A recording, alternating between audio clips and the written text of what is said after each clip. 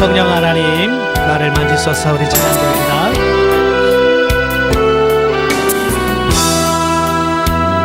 성령 하나님 나를 만지소서. 상하고 깨어져 지친 나를 새롭게 하소서. 성령의 바람 시들은 내 영 살리소서. 성령 하나님 이 땅 고치소서. 죄악의 어둠 속에 매르느니 태워주소서. 성령의 불로 세상 헛된 맘 태우소서. 임하소서.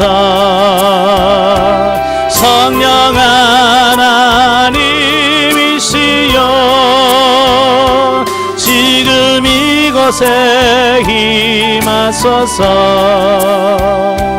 바람처럼 물처럼 성령이여 임하소서. 기도하겠습니다. 은혜로우신 아버지 감사합니다. 오늘도 영성과 성령의 강의를 듣기로 원합니다. 이 강의를 통해서 다시 한번 깨닫게 하시고 성령의 충만한 역사가 우리 가운데 임할 수 있도록 성령님 도와주옵소서. 시종을 맡겨오며 예수님의 이름으로 감사하며 기도합나이다. 아멘. 제3장입니다. 교재 19페이지 보시면 영성과 성령에 대한 말씀이 나옵니다. 우리가 이제 성령님을 모르신 분은 없으시죠? 신앙생활을 하지 다 성령이 어떤 분이신지 다 아시겠습니다만은 이 성령의 사역을 정확하게 이해를 하려면 이 구속사적인 관점에서 보셔야 돼요. 예. 많은 분들이 성령을 가지고 은사 쪽으로 치우치는 이유가 뭐냐면 이걸 구속사로 보지 않고 하나의 능력으로 보기 때문에 이제 그런 현상이 벌어지거든요. 왜냐하면 구속사라고 하는 말은 인간의 타락 직후 성부 하나님은 인간의 구원 계획을 작정하시고 성자 예수님께서는 성부 하나님이 작정하신 계획에 따라 성육신하시고 십자가를 통한 구속을 성취하시면 성령 하나님께서 강림하셔서 성도 개개인에게 적용하여 완성시켜 가시는 역사를 말하기 때문이다. 그렇기 때문에 구속사적인 관점에서 성령님의 사역을 이해해야 한다는 말이다. 이 구속사가 뭐라고 그랬어요? 성부 하나님은 구원을 계획하시고 성자 예수님께서는 성부 하나님의 계획하심에 따라 이 땅에 오셔서 십자가를 지심으로 우리의 죄를 해결하시고 죽으셨다가 부활하셔서 우리 구원을 성취하신 거예요. 그 다음에 승천하신 이후에 성령께서 오셔서 예수님께서 성취하신 그 구원을 개개인에게 적용시켜서 구원을 완성시켜가는 이 삼위 하나님의 사역을 구속사라 이렇게 말씀하고 있어요. 이제 구속사가 뭔지 아시겠죠? 예, 그래서 이런 맥락에서 예수님은 성령님을 가리켜서 뭐라고 표현했냐면 보혜사라고 하는 말을 씁니다. 그래서 요한복음 14장부터 16장에 이 보혜사라는 말이 몇 번 나오냐? 총 8번 나와요. 이 보혜사라고 하는 말은 헬라어로 파라클레토스입니다. 이 곁에라고 하는 의미의 전치사인 파라라고 하는 말과 부르다라고 하는 뜻의 칼레오가 합쳐져서 만든 합성어예요. 예. 다시 말해서 암흑의 곁으로 부름받은 자 그런 뜻이에요. 문자적으로 보면. 자, 그런데 이건 뭐냐면 일반적으로 재판관 앞에서 다른 일을 변호하는 자 혹은 곁에 서서 격려하고 권고하는 자, 다른 사람을 대신하여 탄원을 하는 중개자라는 의미를 가지고 있는 거예요. 그러니까 우리가 재판을 받을 때에 내가 법률 용어도 모르지 법적으로 어떻게 해야 될 줄 모르잖아요. 그럴 때 변호사를 사면 변호사가 내 모든 것을 다 대변해 주잖아요. 내가 대답 못하고 있으면 변호사가 대신 얘기해 주고 내가 모르는 거 가르쳐 줘서 하게 하고 그래서 내게 유리하도록 만드는 그 변호사가 있잖아요. 마치 성령님께서 우리에게 오셔서 그와 같은 일을 하시더라 그 말이에요. 내가 어찌할 바를 몰랐을 때 성령께서 가르쳐서 하게 하고 내가 모르면 가르쳐주고 생각나게 하고 기억나게 하시고 예. 그래 바로 성령님, 그 보혜사 성령님이라는 게 바로 이제 그런 의미라고 하는 거예요. 아시겠죠? 자, 그래서 보혜사 성령님의 사역은 신자에게 그리스도와 그의 복음을 알려주는 계시자로서 또 여러 가지 방식으로 세상에서 그리스도를 증거하는 증거자로서 그 사역을 감당하시고 계십니다. 그리고 특히 성령님은 성도 안에 내주하심으로써 성도들과 함께 하시며 그리스도의 복음 진리를 가르치시고 진리 가운데로 인도하시며 때로는 뜨거운 확신으로 때로는 위로와 권면하심으로 우리를 도우시고 계신다. 결론적으로 말하면 인간 구원에 있어서 성령님의 역사가 없이는 불가능하다.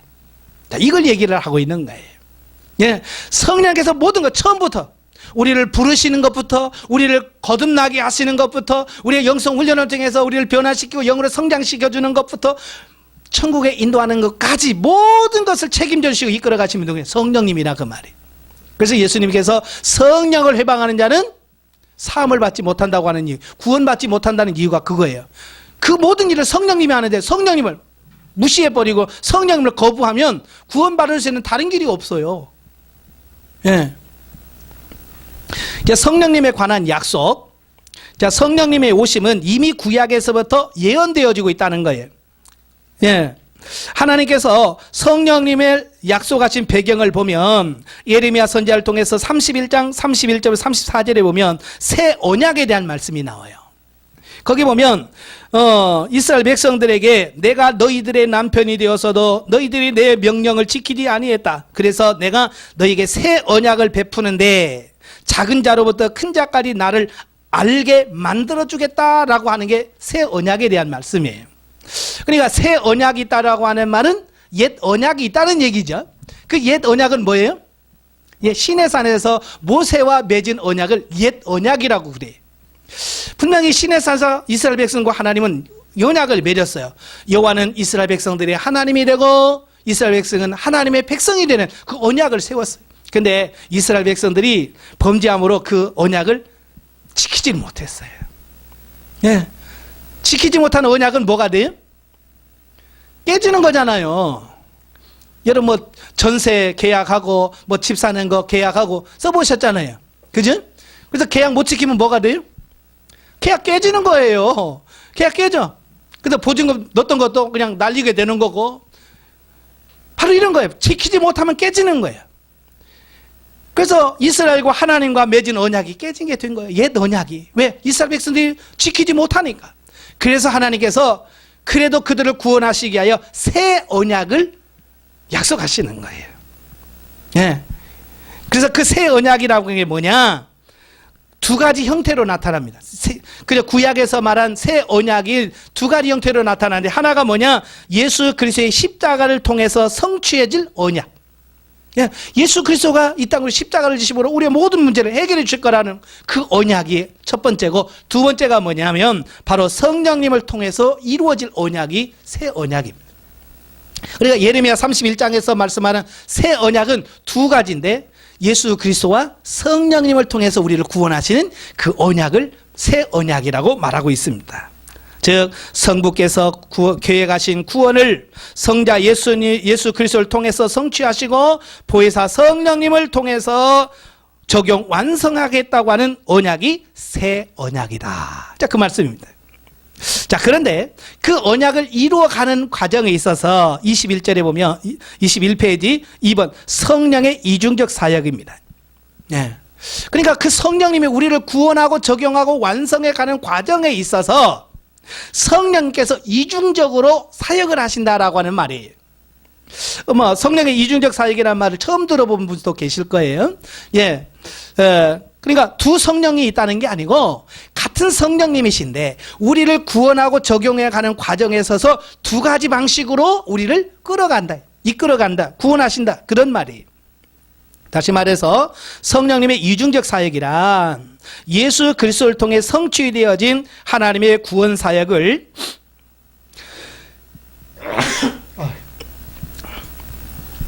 성령님께서 성도 개개인에게 적용하시고 완성해가는 과정에서 내주를 통한 구원 사역, 이걸 다른 말로 내적 사역이라고 말해요. 우리 영혼 안에 들어오셔서 우리 영혼을 거듭나게 하고 중생케 하시는 사역을 구원 사역 또는 내적 사역이라고 말하고, 또 은사를 통한 은사 사역, 우리 육체에다가 은사를 부어주셔서 은사를 통해서 역사하죠. 이걸 외적 사역이라고 표현하고 있습니다.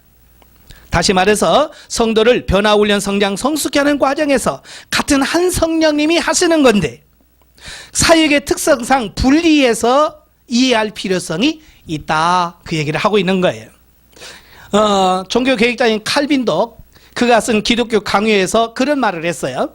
자, 이 구원의 작용은 성령께서, 첫째, 성령께서 신자 안에서 내적으로 역사하시는데 그 완성은 내세에 보게 된다. 예, 1권 3편에서 그 말씀을 하고 있는 거예요. 그러니까 성령께서 신자 안에 내적, 신자 안에서 성령께서 역사한다, 그 말이에요. 그래서 영혼을 거듭나게 하고 중생케 하시고 그 영혼을 성장시켜 가는데 그 완성은 언제냐?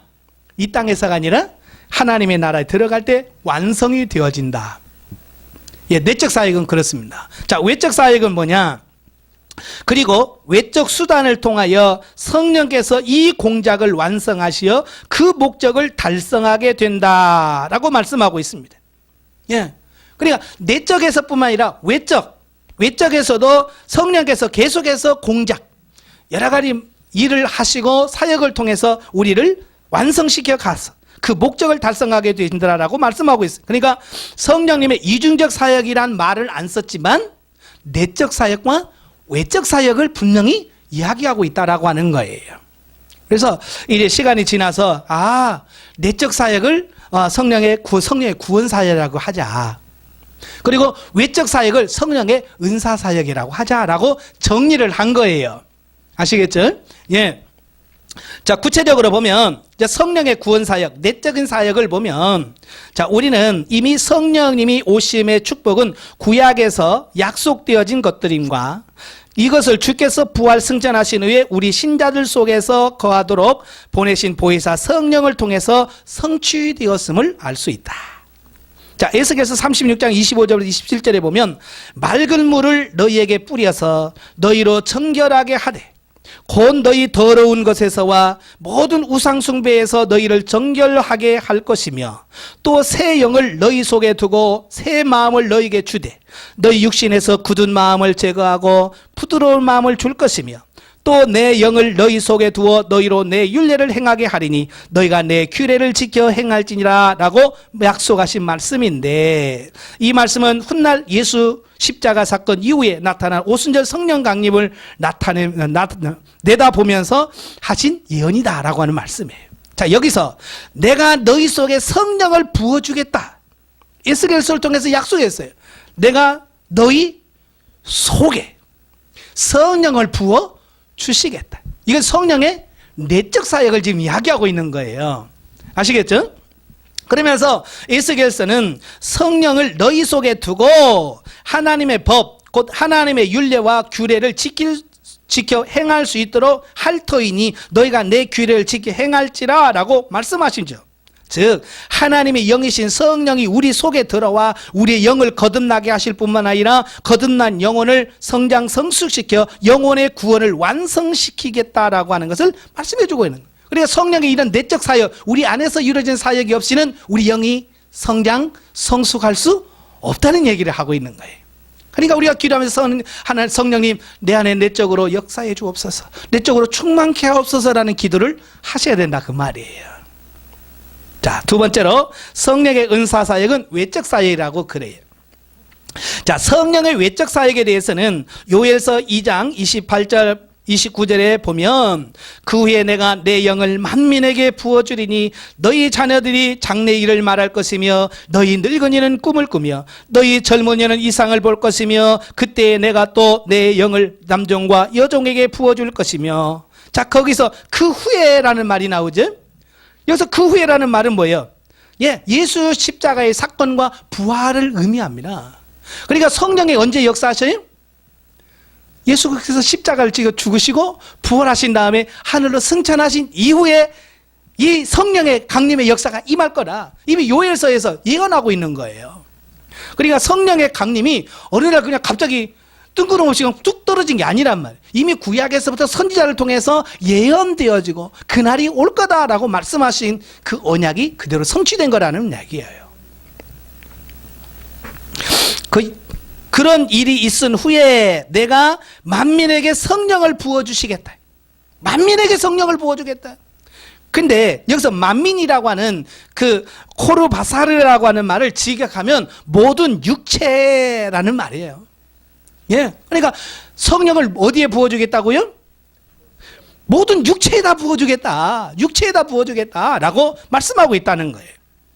그래서 사도행전 2장 16, 17절에서 사도 베드로가 그 말씀을 인용하면서 뭐라고 하냐면 이는 곧 선지자 요엘을 통하여 말씀하신 것이니 일러스되 하나님의 말씀하시기를 말세에 내가 내 영을 모든 육체에게 부어주리니 라고 했습니다. 자, 이는 곧 말세에 성령의 은사를 모든 육체에다가 부어주겠다라고 하는 말씀이라 그 말이에요. 즉 성령의 은사 사역은 은사와 능력을 우리 육체에다가 부어주셔서 하나님의 말씀에 순종하지 못하는 육체를 변화시켜 하나님의 뜻에 순종하여 살 수 있게 하실 것이라고 말씀해주고 있습니다. 사실 왜 하나님께서 우리 육체에다가 성령을 부어주시는가? 왜 하나님께서 우리 육체에다가 성령을 부어주기를 원하시는가? 예, 우리 인간이 아까 두 번째 강의 시간에 설명을 드렸죠. 우리 인간이 범죄함을 통해서 영이 하나님과 관계가 단절되었지요. 영이 죽었단 말이에요. 영의 생명이 죽었단 말이에요. 그러니까 인간은 그때부터 타락하기 시작해요. 예. 그래서 이 타락한 육신을 가지고는 하나님의 뜻에 순종할 수 있는 힘과 능력이나 이게 하나도 없어요. 타락한 인간은 선을 행할 수 있는 능력이 아무것도 없어요. 그래서 칼빈이 이걸 가서 전적 타락, 전적 부패, 전적 무능이란 표를 썼어요. 예. 그러니까 우리 육신으로는 하나님의 뜻을 행할 수 있는 그 어떤 여지가 눈꼽만큼도 없는 거야. 무슨 말인지 아시죠? 그러니까 이 육체가 아니고 하나님의 뜻을 행할 수 있는 육체가 없어요. 그러면 어떻게 거듭나고 중생해도 이 육체가 하나님의 말씀에 순종을 못하면 꽝이잖아요. 그래서 하나님께서 우리 육체에다가 은사와 능력을 부어주셔서 하나님의 말씀대로 살 수 없는 육체를 하나님의 말씀 살 수 있는 육체로 만들어 변화시켜 가겠다 그 말이에요. 그러니까 할 수도 없는 자에게 너 살아 라고 말하면 어떻게 살아? 근데 할 수 있도록 만들어 주시고 살아라, 살 수 있는 거 아니에요, 그지? 바로 그 얘기를 하고 있는 거예요. 그러니까 우리 육체에다가 성령의 은사를 부어주셔서 이게 은사를 경험하고 체험하면서 육신이 하나님 말씀으로 순종할 수 있는 육체로 이 체질이 바뀌어집니다. 예, 그래서 하나님 말씀으로 순종할 수 있게 되어지는 거예요. 그러니까 그전에는 뭐든지 안 되는 거야. 하나님께서 말씀하셔도 행할 수 있는 힘이 없어. 근데 은사와 능력을 경험하고 체험하면서 우리 육신이 체질이 바뀌어지니까 이 하나님의 말씀을 듣고 순종할 수 있는 사람으로 바뀌어져 가더라 그 말이. 할렐루야. 예, 바로 이게 성령께서 그렇게 해주시겠다라고 하는 거예요. 그래서 살 수 있도록 만들어 주시겠다는 거예요. 그리고 살아라. 예, 얼마나 하나님이 자비로우셔요. 예? 그냥 막무가내로 살아 안 살면 죽어가 아니라 살 수 있게 만들어 주시고 다 변화를 해주시고 그렇게 할 수 있게 해주신다고 하니까 얼마나 감사해요. 예? 자, 3번 23페이지 3번에 보시면 성령의 이중적 사역에 대한 성경적 근거. 자, 아무리 이게 우리가 좋네 라고 해도 성경적인 근거가 없으면 이거 하나의 이론에 불과하지. 이제 성경에서 분명히 지지를 해야 돼. 성경에서 말씀하고 있어야 되는 거예요. 이 성령의 이중적 사역을 성령에서 어떻게 이해하고 있느냐라고 하는 부분이고요. 왜 이중적 사역이 중요하냐 이거예요. 예, 이 성령의 이중적 사역을 이해를 못하면 한쪽으로 치우칩니다. 예를 들어서 성령의 내적 사역만 강조하면 교회를 보면 뭐만 강조하냐면 거듭남, 중생, 하나님의 말씀만 강조합니다. 방언 못하게 해요. 내적 사역만 강조하는 교회가 그렇습니다. 그게 건전한 교회일까요? 건강한 교회일까요? 아니에요. 그것도 중요하지만 외적인 것도 중요하지. 자, 근데 반대로 또 어떤 교회는 뭡니까? 맨날 불러 뭐 이런 것만 하지 말씀이라든지 이런 게 없어요. 한쪽으로 치운친단 말이에요. 우리 한국 교회를 보면 둘 중에 하나를 치웠죠. 어떤 교회는 뭐 말씀만 하고 어떤 교회는 막 기도 성령만 주고, 이게 뭐냐, 조화가 안 된단 말이에요. 그래서 성령의 이중적 사역을 우리가 정확하게 이해하고 깨달아야 하는 이유가 뭐냐, 이걸 정확하게 해야 우리가 균형 잡힌 신앙생활을 할 수 있는 거예요. 예. 이중적 사역을 모르니까 뭐 은사가 잘 되면 또 신비주의 자기들끼리 모여가지고 뭐 으쌰으쌰하고 맨날 뭐 귀신 나갔네 뺐네 뭐 그러면서 그냥 그게 전부인 줄 알고 살아가는 거야. 그건 일부이지 전부는 아니거든요. 무슨 말인지 아시죠? 그러니까 이중적 사역을 정확하게 이해를 하셔야 된다 그 말이에요. 예. 이것은 구약에서부터 이미 약속되어진 거라 그 말이에요. 성령의 이중적 사역은 구약에서부터 이미 말씀했다. 에스겔 선지자를 통해서 언약한 그 말씀을 우리의 속 영의 생명되는 성령을 허락하심으로써 인격의 본질이 변화되어 하나님의 말씀을 지킬 수 있는 인간으로 만들어 주겠다. 이게 에스겔서의 약속이에요. 그리고 그러니 너희가 지켜 행하라는 말씀은 성령의 구원 사역을 말씀하고 있다. 그리고 요엘서에서 말세의 남종과 여종에게 즉 만민의 육체에다가 성령을 부어주겠다고 하는 말씀은 성령의 은사사역, 외적인 사역을 말씀하고 있다는 말이에요. 그러니까 따로따로 얘기하고 있지만 그걸 종합해보면 내적 사역과 외적 사역을 통해서 우리를 온전하게 만들어 가시겠다라고 하는 하나님의 말씀이라고 말이에요. 자, 복음서에서 예수님의 증거 가장 확실한 건 뭐예요? 예수님이 뭐라고 말씀하셨나요? 이게 제일 중요하겠죠. 자, 예수님께서는 자 신약에 와서 그 십자가에서 죽으시고 부활하신 후에 제자들에게 나타나셔서 말씀하시기를 숨을 내쉬면서 뭐라고 첫째 너에게 평강이 있을지어다 그러죠. 지금 다락방에서 숨어서 지금 벌벌 떨고 있는 제자들에게 주님께서 쫙 나타나서 너에게 평강이 있을지어다 라고 말씀하시면서 숨을 내쉬며 이르시되 성령을 받으라 그러죠. 예수님께서 숨을 내쉬며 성령을 받으라 라고 말씀하셨어요. 성경학자들이 이때에 제자들에게 성령의 내적인 충만이 임했다라고 말한 거예요. 예. 성령을 받으라라고 말씀할 때에 내적 충만함이 그 예수님의 12 제자 안에 임했다라고 말씀하고 있는 거예요. 그리고 또 승천하시기 전에 뭐라고 말씀하냐면 너희는 위로부터 능력으로 입혀질 때까지 이 성에 머물라 라고 말씀하신 사역은 성령의 외적 사역을 말씀하고 있는 거예요. 그러니까 이미 내적 충만을 받았다 할지라도 외적 충만을 다시 받아야 된다라고 하는 것을 말씀해 주고 있는 거예요. 그러니까 보면 우리 한국교회 뭐 한편에서는 너 거듭났냐? 중생했냐? 오늘 죽어도 천국 갈 수 있는 확신이 있냐? 그럼 됐어. 이제 11조나 열심히 하고 봉사나 열심히 해. 그러면 다 된 거야. 된 거예요? 아니죠. 외적인 충만함을 받아서 육체도 변화돼서 하나님 말씀에서 순종하고 살 수 있는 단계로 가야지. 왜 그걸 못하냐고요. 그걸 못하니까 교회가 영적으로 성장하지 못해서 어느 단계까지 가서 전부 다 헤매는 거야 막. 예? 그 다음 단계가 있을 텐데 이 다음 단계에 뭐가 있을 텐데 라고 헤매면서 돌아다닐 뿐이지 그 다음 단계를 얘기해 주는 데가 없단 말이에요. 그 다음 단계를 얘기해 주는 데가 그냥 훈련원이라고 말이에요. 그래서 더 앞으로 전진하고 나아갈 수 있게끔 만들어 준다고 말이에요. 자, 요한복음 14장 16절 17절에 보면 보혜사 성령 곧 진리의 영이라고 말씀하시면서 보혜사 성령이 너희에게 오시면 너희와 함께 거하심이요 또한 이어서 또 너희 속에 계시겠습니다 그랬어요. 자, 예수님께서 분명히 두 가지를 얘기하고 있어요. 자, 너희와 함께 거하시는 성령의 역사, 이게 함께 거하시는 성령의 역사와 너희 속에 계시는 성령의 역사, 지금 두 가지를 얘기하고 있는 거예요, 예수님이.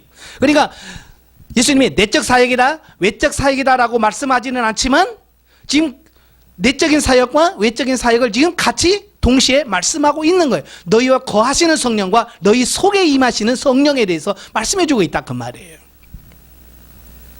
그것은 곧 에스겔서에 약속하신 성령님의 사역과 요엘서에서 약속하신 성령의 외적 사역을 연상하면 우리가 쉽게 이해할 수 있다라는 거예요. 예수님께서 그렇게 말씀하신 거예요. 그리고 사도행전의 증거 세 번째. 자, 예수님께서 사도행전 1장 4절과 5절에서 아버지의 약속하신 것을 기다리라. 너희는 몇 날이 못되어 성령으로 세례를 받으리라. 다시 말하면 구약 선지자를 통해서 아버지가 약속하신 성령을 기다리라고 지금 얘기하고 있는 거예요. 이 예수님의 말씀을 듣고 예수님의 제자들을 포함한 120명의 성도들이 다 같이 한 곳에서 모여 간절히 기도할 때에 호련히 하늘로부터 급하고 강한 바람 같은 소리가 함께 저희가 앉은 온 집에 가득하며 불의 혀같이 갈라지는 것이 저에게 보여 각 사람이 임하여 있더니 저희가 다 성령의 충만함을 받고 성령의 말하게 하심을 따라 다른 방언으로 말하기를 시작하니라 라고 기록했는데, 이 말씀에서 성령의 이중적인 사역이 동시에 나타나는 것을 볼 수 있다는 거예요. 예. 그러니까 오늘날 그 사도행전의 사건, 그 오순절 사건은 바로 구약의 말씀과 예수님이 말씀하신 그 내적 사역과 외적 사역이 동시 실제로 임한 사건이다라고 볼 수 있는 거예요. 그래서 사도행전 2장 2절의 말씀을 보면 호련히 하늘로부터 급하고 강한 바람 같은 소리가 있어 저희 앉은 온 집에 가득하며 라는 말씀이 있어요. 이 가득하며 라는 말씀이 나오고 4절에 보면 저희가 다 성령의 충만함을 받고 성령이 말하게 하심을 따라 다른 방언으로 말하기를 시작하니라 그랬어요. 자, 여기서 우리가 잘 기억해야 될 단어가 있어요. 가득이 2절에 가득이란 말이 나오죠. 자, 4절에 무슨 말이 나와요? 충만이란 단어가 나와요. 우리는 그럴 거예요. 가득이나 충만이나 뭐 다 똑같은 거 아니냐라고 우리가 생각할 수 있어요. 네, 가득도 다 채워졌다는 얘기고 충만도 꽉 찼다는 얘기 아니에요? 그런데 그 헬라 원어를 보면 가득이란 말이 다르고 충만이란 말이 서로 다르더라 그 말이에요. 자, 2절에 나오는 가득이라고 하는 말이 플레로라는 말입니다. 예, 플레로라고 하는 라고 하는 어근에서 나온 플레레스. 그러니까 2절에 나오는 가득이라는 말은 플레레스라는 말이에요. 플레레스. 이게 말은 플레로라는 말에서 나온 말이에요. 이건 형용사인데요. 항상 충만해 있는 것을 의미합니다. 이게 항상 충만해져 있어야 되는 것. 자, 이걸 플레레스라고 말하는 거예요. 자, 그 다음에 4절에 보면 충만이라고 하는 플레도라는 말이 나와요. 플레도. 이 플레도라고 하는 단어는 기본어인 플레오의 중복형인 핀플레미라는 말인데요. 즉 영향을 주다라는 뜻을 가지고 있습니다. 여기서 우리는 이 두 단어가 말하고자 하는 의미가 완전히 다르다는 것을 발견할 수 있어요. 서로 다른 거예요. 자, 다시 말해서 2절에 가득이라고 하는 플레레스라고 하는 말은 내적 생명으로서의 성령의 내적 충만함을 말하고 있는 거예요. 아시겠죠? 그러니까 이 성령의 내적인 충만함이 임하여야 돼. 이 성령의 내적 충만이라고 하는 것을 비유로 들면 이런 거예요. 자, 겨울이 되면 낙엽이 다 떨어지고 앙상한 가지만 남아요. 그죠? 근데 죽었을까요? 겉으로는 꼭 죽은 것처럼 보이잖아요. 자, 그런데 이제 봄이 되면 싹이 나고 막 꽃이 피죠. 막 그때 그 나무 줄기를 보면 그 줄기 안에 수분이라든지 이게 정말 충만하게 올라갑니다. 들어가죠. 예? 자, 그래서 겨울에는 나무가 싹 마르잖아요. 근데 봄이 되면 그 나무가 탱탱해지면서 팽팽해지죠. 왜? 수분이라든지 이게 팍 올라가면서 충만해지는 거예요. 그래서 그 수분이 충만하면 그 나무의 진액이 충만하게 채워지면 나무가 쌩쌩합니다. 그죠? 쌩쌩하고 아주 푸른 나무가 되는 거야. 내적으로 충만하니까. 그런데 봄이 돼서 가물어가지고 이 물을 공급을 못 해줘. 그러면 어떻게 될까요? 이 나무가 봄이 돼서 이거 꽃을 피고 해야 되는데 이 충만함이 안 오면 이 물이 충분히 공급이 안 되면 이게 싱싱하고 풀 수 없다 그 말이야. 그냥 말라 막 비틀어지는 거예요. 말라 비틀어지는 거예요. 생명이 안 돼. 그러다가 결국 그게 생명이 공급이 더 이상 끊어지면 그냥 죽어버리는 거예요. 바로 그 말이 플레레스라는 말이에요. 내적 충만함이라. 그러니까 여러분이 지금 이 안에 내적 충만함이 이루어지면 이 내 영이 막 팔팔하게 생기가 있어. 근데 이 내적 충만이 안 이루어지면요, 곤고해요. 신앙생활 해도 곤고해집니다. 제가 즉 그 영혼의 공고함을 경험한 적이 있어요.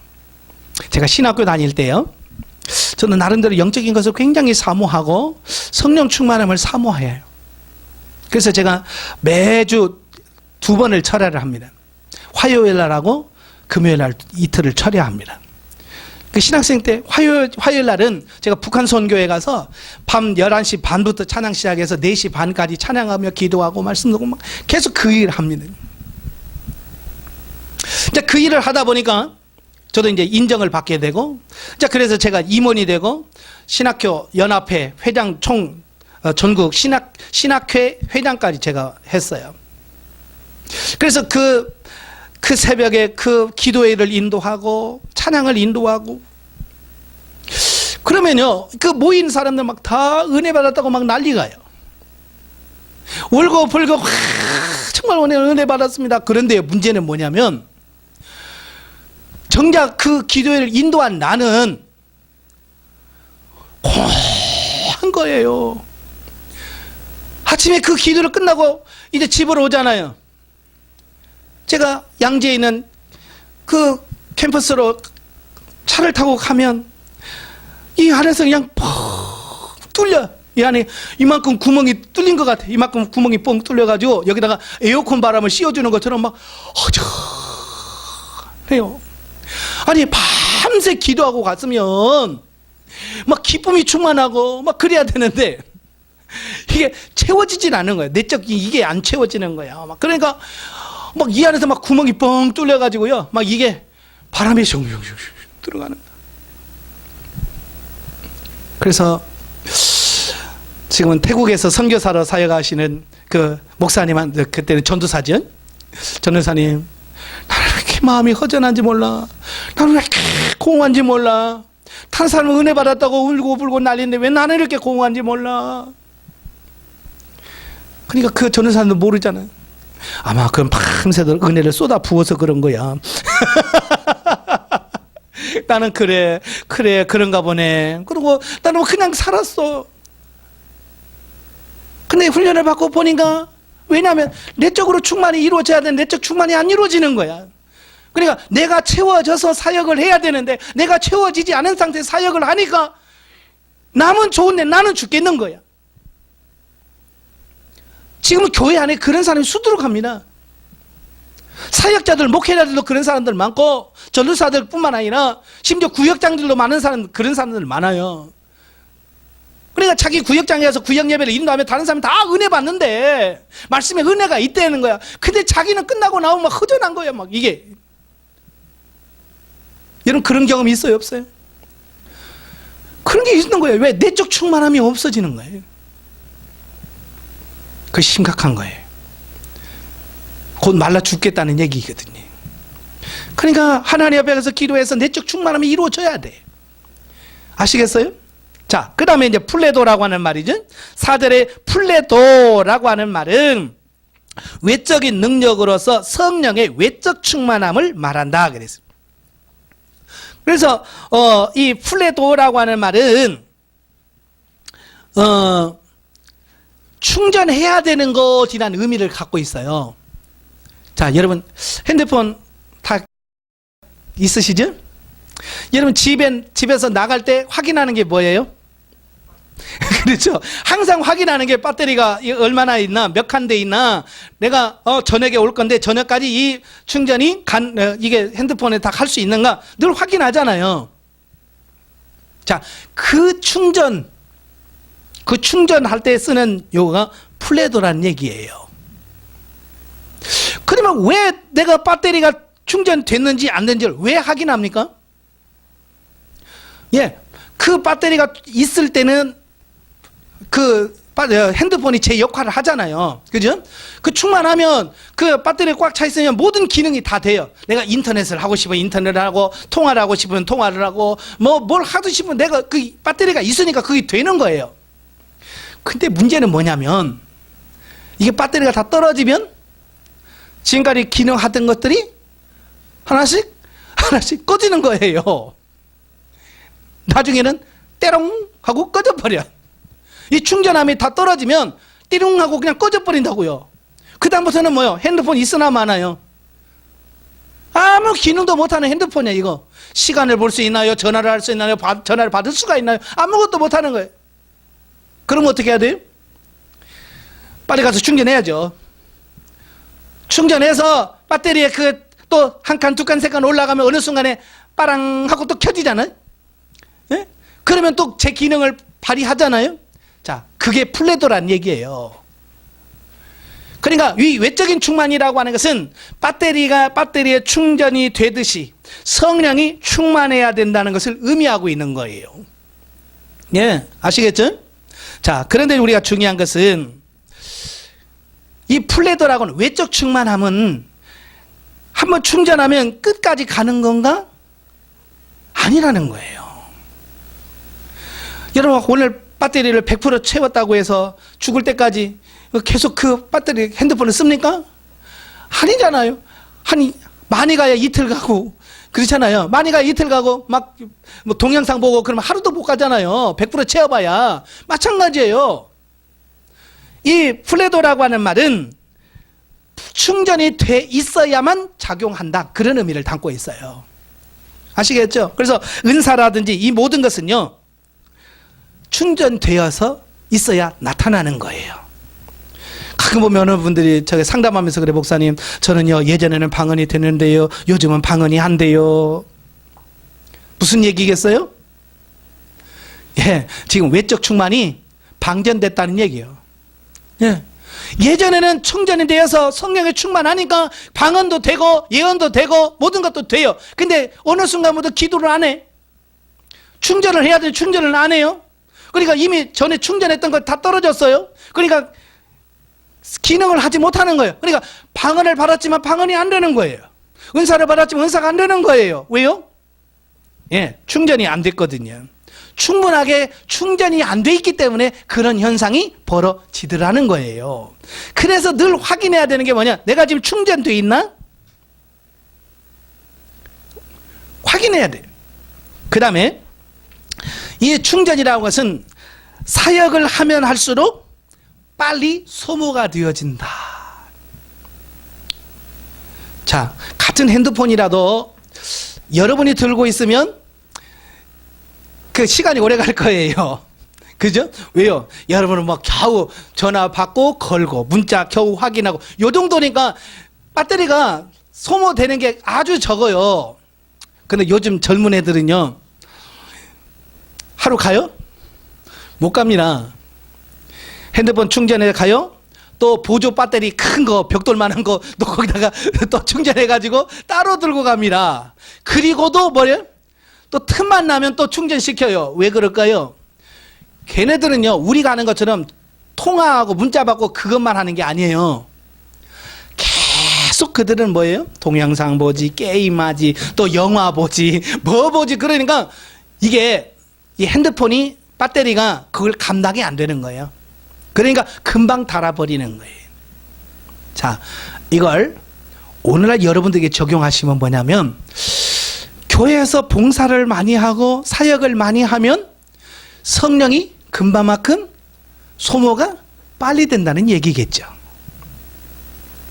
그러니까 교회 가서 아무 봉사도 않고 그냥 가서 예배 드리는 사람은 일주일에 한 번, 금요일에 한 번씩만 와도 그 사람은 살 수 있어. 왜? 뭐 써먹을 일이 있어야지. 성령의 뭐 은사를 써먹을 일이 있어야지. 그게 충전을 안 해도 이 사람은 일주일에 한 번씩만 와도 이걸 살 수 있는 거예요. 어떤 사람은 일주일에 그냥 주일 낮 오전만 예배 드리고도 살아. 왜? 그냥 예배만 드리고 하나님의 일은 아무것도 안 해. 그리고도 살아요. 왜? 안 하니까. 그런데 교회에서 교사하지, 성가대하지, 구역장하지, 뭔 일하지, 뭔 일하지 하는 사람들은 그렇게 했다가는 나가 떨어져요. 왜냐? 지금 내가 기도해서 조금 채웠는데 그만큼 딱 채운 거 하고 나면 방전된단 말이에요. 어떤 분들은 그래요. 주일날 와서 오전까지는 돼. 오전까지는 조금 버텨. 근데 오후가 되면 방전되는 사람들 많아요. 여러분 언제까지 가요? 예? 충전 상태가 언제까지 가요? 예, 늘 방전돼 있으니까 잘 모르시겠죠. 이건 이제 충전돼 본 사람은 알아요. 이게 느껴집니다. 내가 지금 어느 정도 충전돼 있고 어느 정도 방전된지 알아요. 왜냐하면 노하우를 알거든요. 그래서 사역을 많이 하신 분들은 그만큼 뭐 해야 돼요? 자주 기도하고 자주 하나님께 나가서 무릎을 꿇어서 자주 충전을 해 주셔야 돼. 아시겠어요? 그래서 이게 방전되지 않도록 늘 충만해 있어야 그 일을 하게 되는 거예요. 자, 여러분 한 가지 질문 던지겠습니다.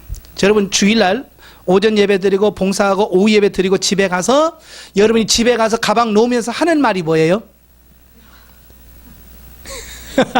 벌써 나오죠? 힘들어. 주일날 왜 이렇게 힘들어? 침대 가서 벌렁 누워있는 사람들은 벌써 방전돼 버린 거예요. 일주일 동안 말씀으로 은혜로 살아야 되는데 주일날 예배 끝나고 가면서 방전돼서 떡다운데 그런 사람이 어떻게 일주일 동안 영의 삶을 살 수 있고 영적 삶을 살아가겠어요? 이건 불가능해요. 그런 사람에게 영적인 삶을 살아라 말한다는 그 자체가 말이 안 되는 거예요. 여러분이 주일날 최소한 주일날 예배 드리고 집에 갔을 때 정말 밥 많이 먹고 가서 배불러 야 포만감을 느끼는 것처럼 최소한 주일날 예배 마치고 들어갔을 때는 그 정도 영적인 충만함이 채워져 있어야 월요일날 화요일날 수요일날 가면서 그게 버틸 수 있고 견딜 수 있는 건데 주일 예배 드리고 충전이 안 돼. 예배를 드려도 충전이 안 돼요. 다 방전돼가지고 집에 들어가니만 침대에 누워가지고 할래요. 누가 주일을 이렇게 빨리 만들어가지고 그러고 있더란 말이에요. 누가 그러래요? 이거 심각한 거예요. 이 플레도 외적 충만함이 사라져서 그래요. 예. 외적 충만함이 사라져서 그렇다 그 말이에요. 지금 많은 사람들이 그러고 있는 거야 지금. 쉽게 말하면 죽지 못해서 사역하는 사람 얼마나 많은지 몰라요. 목회자들 중에도 많아요. 선교사님들 중에서 얼마나 많은지 몰라요. 예. 선교사님들을 만나서 얘기해보면 죽어요. 영이 완전히 메말라 죽어요. 그런데도 어쩔 수 없이 하는 거예요. 왜? 쉽게 말하면 그 딱 놓는 순간 자기는 미래가 없는 거예요.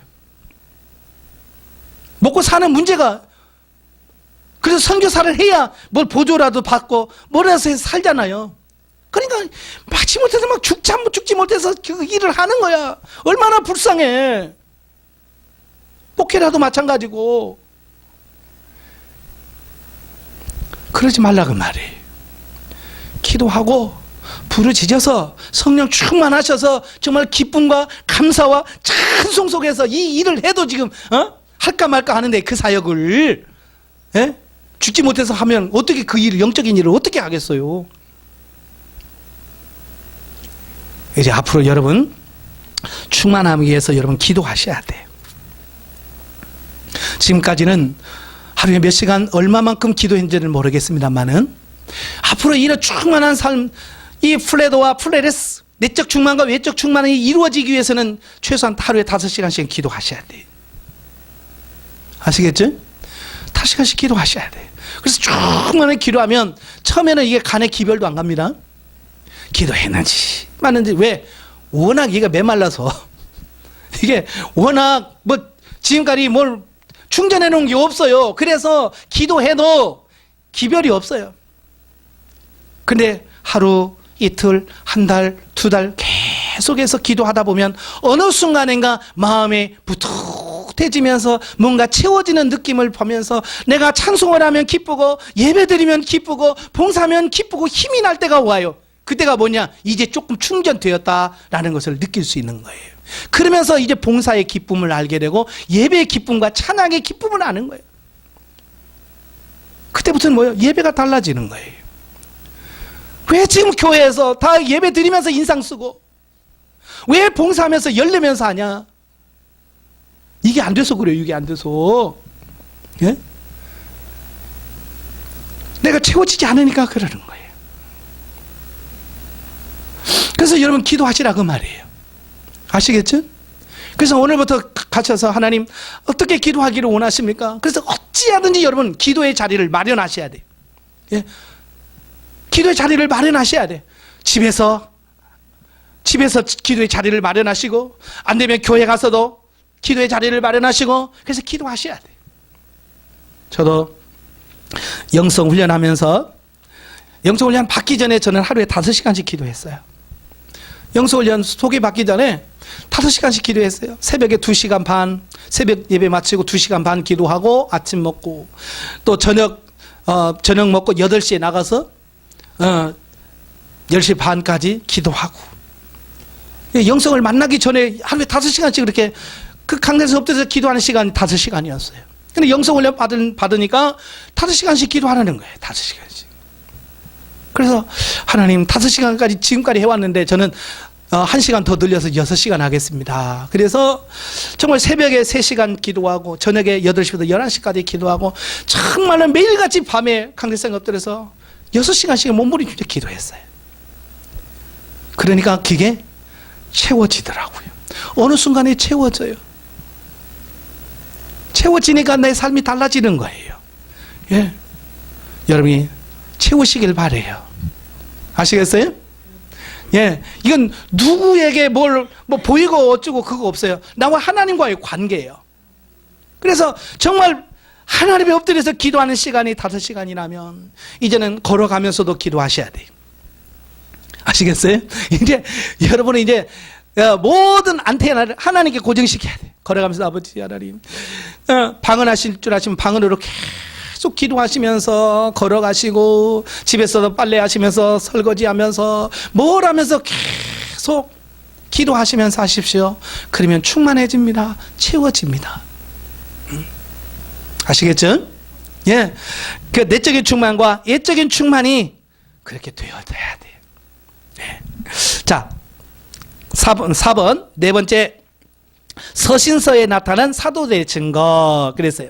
자, 바울이 고린도 교회에 편지를 하면서 고린도전서 12장 13절에서 성령으로 세례를 받아 한 몸이 되고 또 같은 성령으로 마시게 했다고 하면서 성령을 마시는 물로 비유를 합니다. 성령을 마시는 물로 소개하고 또 물로 비유해서 씻는 것으로 비유를 합니다. 그게 같은 물인데도 마신다, 씻는다. 마시는 것은 내적 생명을 말하고 사역을 말하고 씻는 것은 외적 사역을 말하는 거예요. 자, 여기서 성령을 마시는 것으로 비유된 것은 속으로 들어가 생명이 되게 하는 성령의 내적 사역을 의미하는 말이고 씻어서 깨끗하게 한다는 것은 비유하는 것은 겉껍데기를 새롭게 변화시키는 성령의 외적 사역을 의미한다. 그래서 성령의 내적 사역은 성령의 9가지 열매를 맺게 합니다. 이 성령으로 내적인 충만함이 이루어진 사람은 아까도 말한 것처럼 나무에 수분과 액체 이게 충만히 공급되어지면 그 나무는 열매가 맺지요. 그죠? 풍성한 열매를 맺는 거예요. 마찬가지로 이 내적 충만이 이루어진 사람은 성령의 갈라디아서 말한 성령의 9가지 열매가 맺혀요. 사랑, 희락, 화평, 온유, 자비, 양선, 충성, 온유, 절제 이와 같은 열매들이 맺혀집니다. 내적 충만함이 이루어졌을 때. 자, 반대로 외적 충만함이 이루어졌을 때는 뭐냐? 예? 성령이 외적으로 충만했을 때 나타나는 것은 뭐냐? 성령의 9가지 은사가 활발하게 나타나는 겁니다. 그래서 고린도서 12장에 보면 은사가 뭐냐? 성령의 나타남이에요. 내 안에 성령이 충만하면 내가 안에 성령이 충만하면 그 충만함이 나타나는 게 뭐냐? 은사예요. 그러니까 내가 지금 은사가 나타난다는 얘기는 내 안에 외적인 충만함이 있다는 얘기고 은사가 안 된다는 얘기는 충만함이 없다는 얘기예요. 외적 충만함이. 아시겠죠? 그러니까 언제는 됐는데요, 언제는 안 돼요. 그때는 됐고 지금은 안 된다는 거예요. 그러니까 안 된다는 것을 느끼는 순간 뭐 해야 돼요? 뭐 해야 돼요? 아, 기도해야죠. 안 된다고 느끼는 순간, 안 되는 순간, 안 되네. 바로 기도해서 아버지 하고 탁 엎드리면 기도를 통해서 충만해집니다. 예? 이래 아까도 말한 것처럼 여러분들이 내가 지금 내적 충만이 이루어지느냐 안 이루어지느냐, 이걸 어떻게 점검할 수 있는가? 저도 이제 처음에는 그걸 잘 몰랐어요. 내적으로 충만한지 어떻게, 이거 차에 보면 연료가 얼마나 있는지 이거 있잖아요. 그죠? 그래서 빨간불 들으면 다 떨어졌네. 주유소 가야지. 그러잖아요. 아니, 우리도 좀 그런 게 있으면 좋겠어요. 예? 이게 보여가지고 빨간불이네. 충만해. 기도하러 가야지. 근데 그게 있어요, 없어요? 없잖아요. 이제 그걸 여러분 나름대로 찾으셔야 돼. 어떨 때 어떤 신호가 오니까 떨어지더라. 요걸 빨리 찾으셔야 돼. 자, 저 같은 경우는 그래요. 이렇게 가는데 괜히 막 짜증나요. 괜히 신경질 나요. 이렇게 이야기하는데 괜히 센 소리가 나가요. 그러니까 제 집사람하고 이야기하면서도 그냥 좋게 이야기할 수도 있는 건데, 하지마! 왜? 막 자꾸 말이 커진단 말이에요. 이게 뭐냐? 내적 충만함이 지금 떨어지고 있다는 얘기예요. 옛날엔 그걸 몰랐어요. 그러니까 왜 화내냐? 내가 화낼 만하니까 화내지 그랬거든요, 옛날에는. 그죠? 근데 지금은 딱 소리를 세게 내면서 바로 내가 알아줘요. 내 지금 충만함이 떨어졌다. 그러니까 확 해놓고 주여 하고 바로 어디로 갑니까? 기도 자리로 가요. 왜? 이제 아니까. 빨간불 들어오는 거 알잖아요. 적신호 아니까 바로 가서 아버지, 내가 지금 배터리가 다 됐네요. 내적 충만함이 사라졌네요. 하나님 충만해 주세요 하고 기도하면 충만해지면 언제 그러냐지 또 입에서 부드러운 말이 나고 화나고 짜증냈던 그런 게 싹 사라지면서 기쁨이 싹 올라온다, 그 말이에요. 아시겠죠? 이제 여러분마다 여러분의 자기의 노하우를 발견하셔야 돼. 어떻게 할 때 이러더라. 이걸 경험을 통해서 자꾸 알으셔야 돼. 그럴 때 그것만 또 오면 기도해야 되는구나. 이래야 되는구나. 빨리빨리 알고 그 자리에 가서 채워졌을 때 여러분이 변화되고 혼전하게 세워지는 역사가 있을 줄로 믿습니다. 성령의 역사가 없이는 우리가 변화가 없어. 그래서 성령 충만함을 위해서 우리가 늘 하루에 5시간씩 기도하는 여러분 되시기를 주님으로 축원합니다. 기도하겠습니다. 은혜로우신 아버지 감사합니다. 오늘도 우리를 사랑하셔서 영성과 성령에 대한 부분을 나누었습니다. 성령이 없이는 영성은 불가능합니다. 그래서 오늘도 우리가 기도하기를 원합니다. 우리 내적인 충만과 외적인 충만을 통해서 성령의 능력의 역사가 우리 가운데 임함으로 날마다 변화되고 새로워지는 역사가 있도록 주여 도와 주시옵소서. 예수님의 이름으로 감사하며 기도하옵나이다. 아멘. 하나님께 영광 드리겠습니다.